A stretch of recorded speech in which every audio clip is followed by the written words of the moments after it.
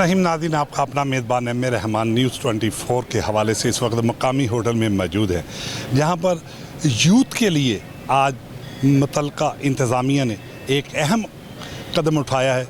तो मरियम नवाज़ साहब के विजन को फ़रोग़ देने के लिए लाहौर की सतह में आज यहाँ पे कसीर तादाद में यूथ इकट्ठी हुई है। आज हम इनसे बहुत बात करते हैं कि 14 अगस्त भी करीब है और नौजवान नस्ल के जो बुनियादी मसाइल हैं वो कैसे हल होने चाहिए और डिजिटल कैंपेन इनके सुलगते हुए मसाइल को हल करने में क्या किरदार अदा करती है। और नौजवान नस्ल का सबसे पहला और बुनियादी मसला सरज़मीन पाकिस्तान पर कौन सा है। हमारे साथ इस वक्त मौजूद हैं मैडम ज़ैनब इकबाल साहिबा, जिनसे हम बात करेंगे। बड़ी शऊर रखती हैं, बड़ी बारीक बीनी से देखती हैं नौजवानों के सुलगते हुए मसाइल को। आया वो आज क्या पैगाम देने जा रही हैं न्यूज़ 24 पॉइंट के हवाले से।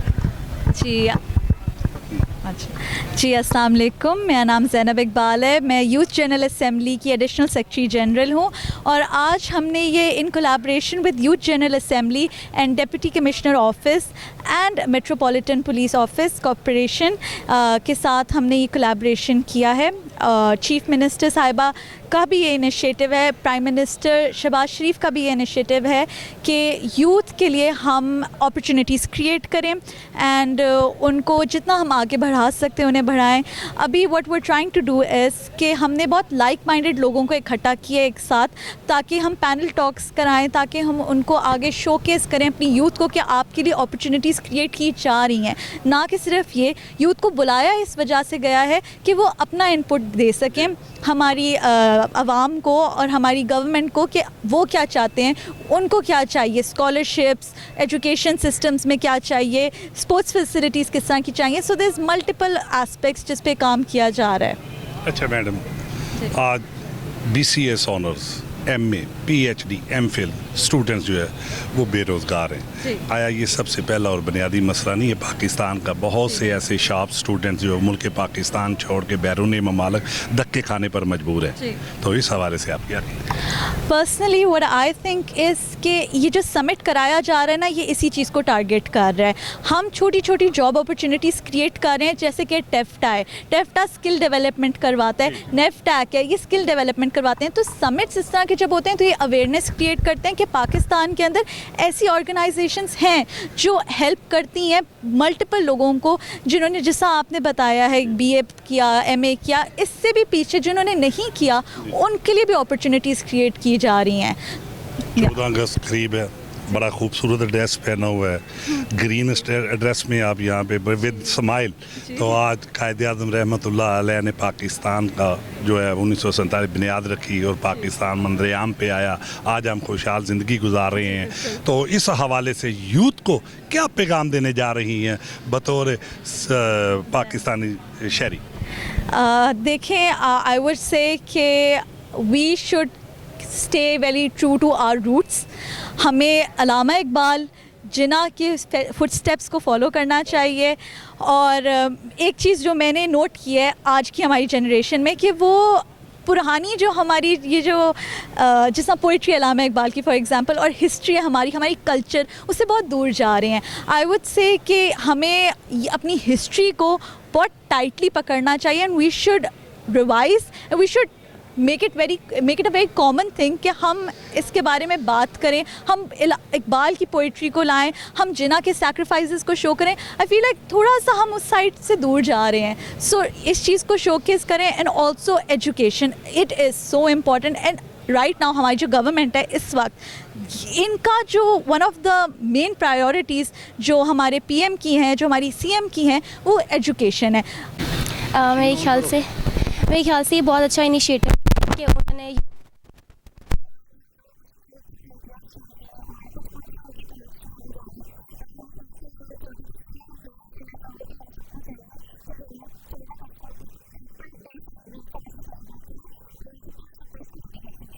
हम देना चाहते हैं। जिस तरह से 14 अगस्त बहुत करीब आ रही है, हम लोगों ने इस तरह के इनिशिएटिव्स लिए हैं जिसमें डिजिटल स्किल्स, डिजिटल मार्केटिंग और इससे रिलेटेड और बहुत सारे इनिशिएटिव हैं जो यूथ सीख के कुछ ना कुछ स्किल्स गेन करके वो आगे अपना फ्यूचर बना सकते हैं।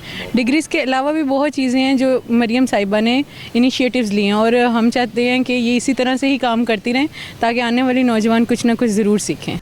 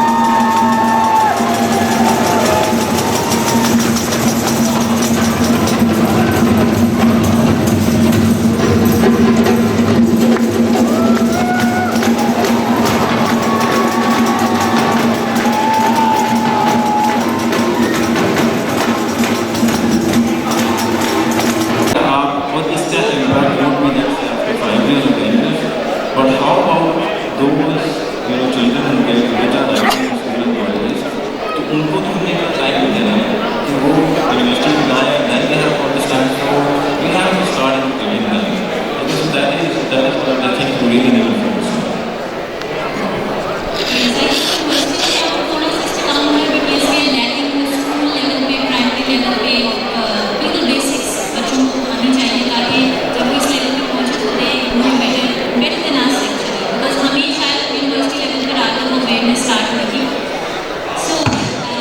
My last question to Ms. Anisa.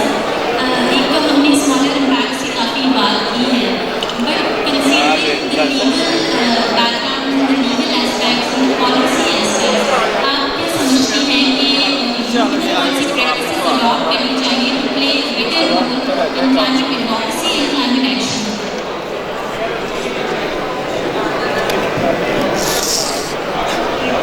When I say to have awareness of climate, it's not just the fact of climate change, but also what are the causes of climate change. And the causes are, it's also about, you know, I give the air pollution example in Lahore. Everybody knows smog from the south end, but how many people know about like what is the percentage that is caused by cars, what is the percentage that is caused by industries. So, based on the studies that have been done by the government or other environmental organizations, ऐसा नहीं है कि जो उन पे impact आएगा वो आज खत्म हो गया, आज मज़ीद और लोग अफेक्ट हो रहे हैं. फ्लड्स आने ही वाला इज़ नॉट प्रेडिक्टेड, वो आ गए काफ़ी रूरल एरियाज़ में. And last year what we did was कि हमने इनिशिएटिव इंट्रोड्यूस करवाया था सेफ पाकिस्तान के